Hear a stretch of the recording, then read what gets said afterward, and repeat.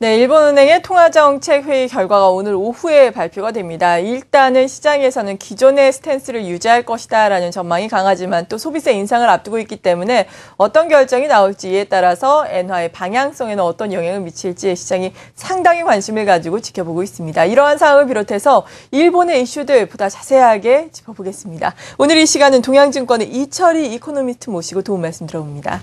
어서 오세요. 네, 안녕하세요. 네, 먼저 이번 통화정책 결과 회의 결과에 대해서 어떤 전망을 내놓고 계십니까? 거의 기존 12월 결정과 크게 다르지 않을 것이라고 네. 판단을 하고 있습니다. 이미 12월에 기존 정책 유지를 만장일치로 결정한 바 있고요. 그 당시에 경기 판단이 회복되고 있다는 판단을 유지를 하면서 특히 고용 소득과 관련된 부분에 있어서 개선되고 있다라고 강하게 표현한 바 있습니다. 네. 당시에도 소비세 인상에 대한 것을 언급을 했지만 크게 부정적 효과를 부각시킨 것은 아니었고요. 단지 이제 소비세 인상 시기가 다가온다는 것 때문에 단지 언급한 것에 그쳤습니다. 그리고 이후에 크루더 총재의 기자회견 내용을 보면 지금까지의 통화 정책에 대해서 상당히 만족을 하고 있고 특히 이제 경기와 물가 부분에 있어서는 예상한 대로 정책 효과가 나타나고 있어서 만족을 표시하고 있고 그리고 대외적인 부분에 있어서도 이제 미국이 경기 회복에 따라서 QE 축소를 하는 것으로 평가를 하고 있습니다. 다만 올해는 이제 여태까지 통화 정책의 결과가 수출이나 투자 확대, 그다음에 임금 인상으로 연결되는지를 확인하겠다고 말한 바 있어서 아직은 더 지켜보는 상황이 될 것이라고 생각하고 있습니다. 네, 그러니까 지금으로서는 큰 정책 스탠스의 변화는 없을 것이다라는 말씀이신데, 예. 근데 일본 같은 경우에 또 11월 경상 수지를 보자면은 29년 내에 최대의 적자폭을 기록하지 않았습니까? 일단 네. 엔저로 인해서 수입 가격이 많이 올랐고 또 네. 지금 원전이 가동이 되지 않으니까 대체 연료의 수입이 증가를 하면서 이 부분이 상당히 악재가 됐다라는 이야기인데, 네. 이 원전 정책 같은 경우에도 뭐 도쿄의 도지사 선거에도 상당한 분수령이 될 것이다 이런 이야기가 많더라고요. 이런 전반적인 상황들을 어떻게 봐야 되는 건가요? 그러니까 일본의 에너지 위기가 단기적 위기가 아니라 좀 장기적 위기가 될 가능성이 높다는 건데요. 작년에 이제 그 후쿠시마 냉각수 재유출 사건으로 인해서 일부 재가동되던 원전이 10월 이후에 완전 중단이 되었습니다, 이미. 네. 그러나 이제 이 사건 처리 이후에 다시 이제 재가동 여부를 논의를 해야 되는데 정치적으로 지금 탈원전을 주장하는 호소카 전 총리가 이제 도쿄도지사 당선 가능성이 높아지면서 정치적으로도 이제 상당 기간 원전 재가동이 어렵게 된 상황이 되었다고 볼 수 있습니다. 특히 이제 호소카 전 총리를 인기가 높은 고이즈미 준이치로 전 총리가 지지를 하고 있고요. 그다음에 제1야당 민주당도 그 후보가 당선되기 위해서 따로 후보를 내지 않겠다는 의사를 표시를 했습니다. 그리고 자민당 내부에서도 자민당이 지원하는 마스저 요이치, 지금은 자민당 의원이 아닙니다.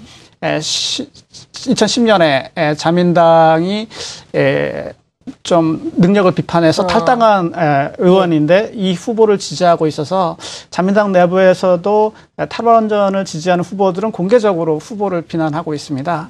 그래서 전체적으로 본다면 여론조사 결과도 그렇고 당과의 관계에 있어서도 지금 호소카 전 총리가 당선 가능성이 높아지고 있기 때문에 물론 이제 전체 선거가 아니라 도의원 선거이기 때문에 도쿄만 원전 제로 정책을 유지한다고 해서 전체적으로 관철되기는 어렵겠습니다만 상당 기간 아베 총리가 원전 재가동을 하기 어려운 상황이 될 것으로 생각하고 있습니다. 네, 이에 따라서 무역 수지 적자도 상당 기간 또 이어질 수가 있겠네요. 엔화 약세만큼 그만큼 무역 적자가 계속 확대될 것으로 생각을 하고 있습니다. 네, 이런 가운데 또 4월 소비세율 인상을 앞두고 지금 통화 정책에 대해서 많은 이야기가 나오고 있는 상황인데 아베 총리 같은 경우에는 또 내년에 또 10월 소비세율 추가 인상 여부를 또 연내에 결정하겠다라고 밝혔다고요? 네. 지금 이제 가계 부분에 대해서 우려를 표명하는 사람들이 많이 있습니다. 지금 에너지 가격 상승 때문에 실질 구매력이 하락하고 있어서 거기에 이제 소비세 인상까지 이 결과가 되면 이제 소비가 무너질 거라고 생각하는 분이 있는데 지금까지 엔화 약세에서 실질 구매력이 하락을 하고 있습니다만 반대로 기업 이익이 증가하면서 증시가 크게 증가하고 있고 그렇죠. 또 엔화 약세 때문에 일본이 이제 가장 세계에서 큰 채권국인데 해외 표시 엔화 자산이 크게 증가를 하고 있습니다. 그 결과 부의 효과에 의해서 가계가 어느 정도 이제 저축을 줄여서 부채를 땡겨서 이제 소비를 하고 있는데 소비 증가 속도가 상당히 빠릅니다. 이미 거의 2007년 금융위기 이전 수준을 거의 회복한 상태로 지금 진행이 되고 있습니다. 문제는 소비세 인상이 소비 하락으로 연결되는가 아닌가는 결국은 자산 가격이 지속적으로 상승하는가 아닌가 여부에 달려 있다고 말씀드릴 수 있겠습니다. 저희가 이제 97년에 부정적으로 경험이 있기 때문에 그때 소비세를 3%에서 5%에 인상시켰을 때 경기 침체가 왔기 때문에 부정적으로 기억을 하고 있지만 일본은 88년에 0%에서 3%로 소비세를 처음 인상한 경험이 있습니다. 그 당시에는 자산 가격이 계속 증가하고 있던 시기였기 때문에 큰 영향이 없었습니다.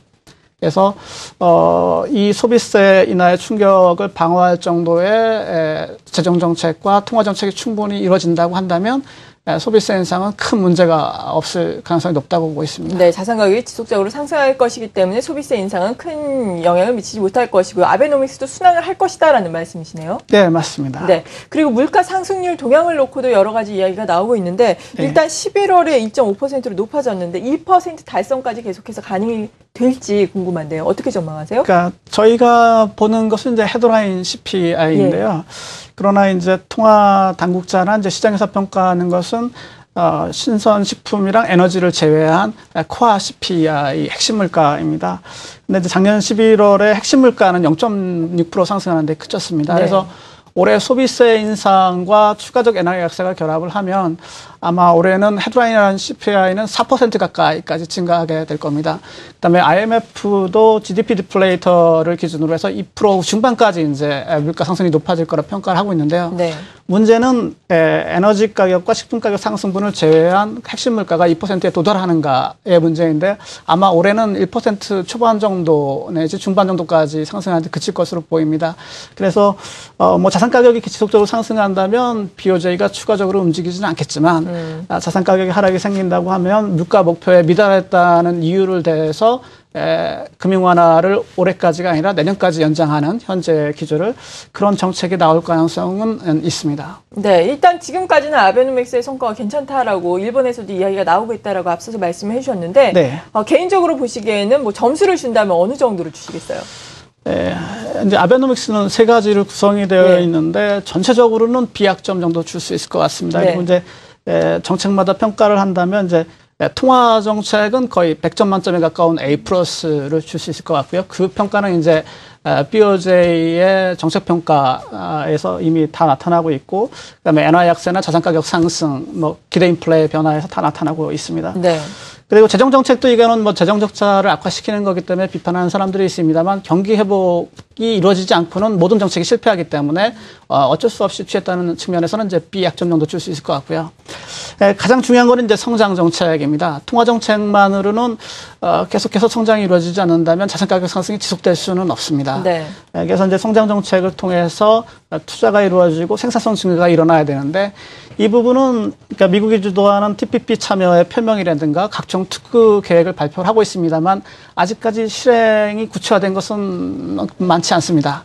그래서 강하게 개혁을 표명을 하고 있지만 아직 실천이 더디다는 측면에서는 낙제를 면한 D학점 정도 줄 수 있을 것 같고요. 올해와 내년에 걸쳐서 이 부분의 평가가 계속 이루어져야 될 걸 생각을 합니다. 다만 일본에서 아까 도쿄도지사 선거를 통해서 약간의 이제 균열이 생길 수 있다고 말씀을 드렸지만 일본에서는 2015년 말까지 주요한 선거가 없습니다. 전체적인 전국 선거가 없기 때문에 아베와 자민당이 정치적 결정만 한다면 언제든 개혁을 할 수 있는 그런 조건은 갖추어져 있다고 할 수 있겠습니다. 네, 통화 정책에 대해서는 또 A 학점을 주셨는데 오늘 또 이 통화 정책이 나오지 않습니까? 일단은 말씀하신 것처럼 기존의 정책을 유지할 것으로 보여지지만 이렇게 된다면 엔화 약세는 다소 주춤할 것이다라는 의견이 많이 나오고는 있지만 그래도 결론적으로 보자면 엔화 약세 기조는 유지가 될 것이다라고 봐야 되겠죠. 마지막으로 어떻게 정리를 해주시겠어요? 네, 맞습니다. 그러니까 일본 중앙은행이 움직일 여지는 적어진 게 사실입니다. 만족할 만한 효과가 나오고 있고 부정적인 효과인 무역 적자 확대라든가 이제 인플레가 좀 생각보다 헤드라인 CPI가 높아진다는 문제가 있습니다.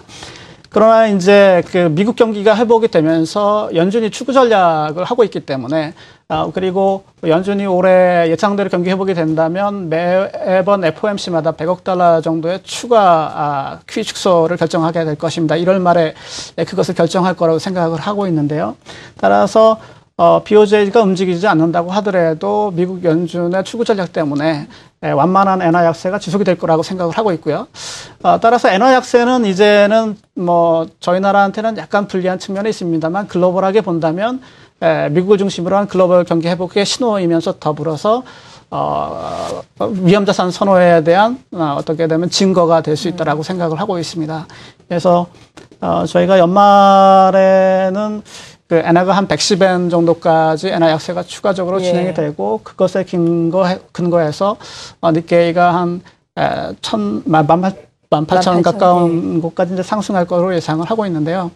물론 이제 그거는 이제 저희가 미국의 주도적인 경기 회복이 예상대로 진행이 돼서 올해 연말에 QE 중단이 된다는 조건하에서 말씀드린 것입니다. 네, 오늘 이렇게 일본 중앙은행의 통화정책회의 결과를 앞두고 지금 나타나고 있는 여러 가지 뭐 엔화라든지 일본의 통화정책 현상을 분석을 해보면서 앞으로의 전망까지 들어봤습니다. 동양증권의 이철희 이코노미스트였습니다. 고맙습니다.